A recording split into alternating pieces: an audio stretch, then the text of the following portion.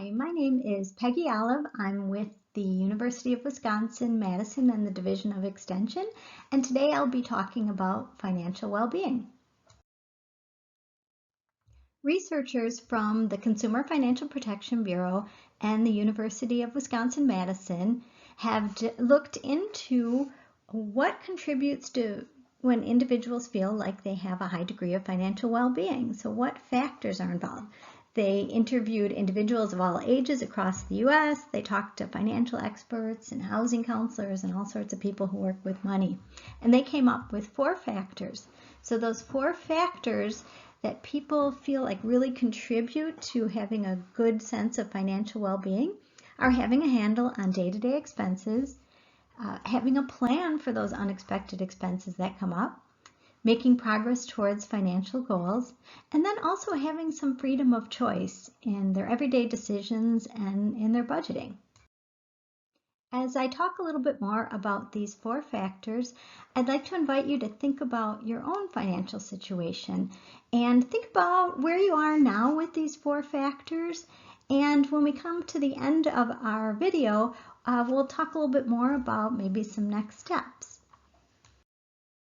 The first financial well-being factor I will talk about is just having a handle on those day-to-day expenses. So having an idea of what resources, what money's coming in and when, and then what those day-to-day, month-to-month, and even just occasional bills when that money is going out.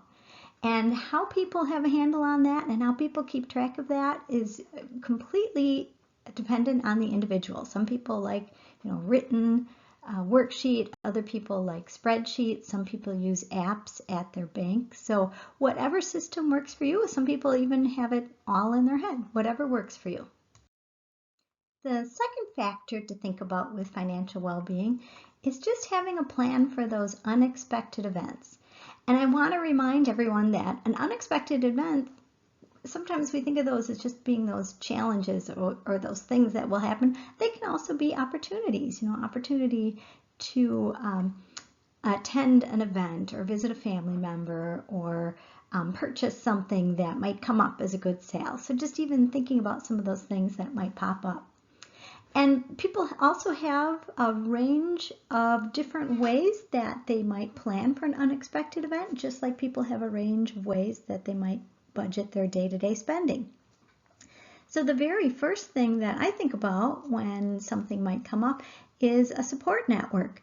And we know about 2/3 of people, if they have a certain expense come up, they might turn to a family member, a friend, or their support network for help meeting that challenge or unexpected event. And also another item that we talk about for unexpected events is an emergency fund. So that's great if you're able to have that cash in the bank so you could handle if something breaks down or something needs fixing and you have your own funds to fall back on. And you can also think about having good credit as another way to cover yourself for those unexpected events. So if you have a credit card with an open line of credit on it where you could put an unexpected expense on a credit card and then pay it down as soon as you're able to, or even opening up a new line of credit. And then finally, insurance coverage. So there's some events that happen that are too big for anyone to handle on their own or to even be able to save up to pay for. So having that insurance coverage, having some way to check in on your insurance coverage, see if it still matches your lifestyle and your resources and your assets. The third factor we can think about with financial well-being is thinking about your own goals and enjoying progress towards those goals, whatever they might be, whether it's home improvement, education, retirement, a vacation, a family trip, anything that you might be thinking about.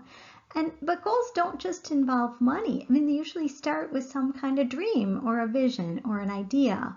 And then from there you think about, okay, well, what information do I need? Do I need a timeline or do I need to find out how much this might cost? And who might you talk with to get a little bit more information?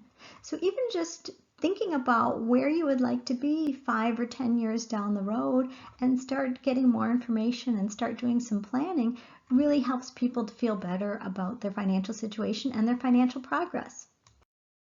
And the final factor I wanted to talk about today with financial well-being is that freedom of choice. So being able to have that wiggle room in your budget so that you can make room for what's important to you, whether it's your spending decisions or just those day-to-day decisions that might impact your spending down the road. Are they reflecting your values and what's most important to you? And those are the 4 factors for financial well-being. When you think about your own financial well-being, I'd like to leave you with a few questions. So the first one is, are you happy with where your resources are going? I mean, we all only have so much time, money, and energy to put towards these different factors we've talked about here today. And if there was one area you'd like to focus on a little bit more, I'd like to invite you to think about, well, what might that be? Where might you start? And where would you like to be a few months from now? I want to thank you for your time sharing this video today, and I want to wish you best wishes on finding your own path to financial well-being.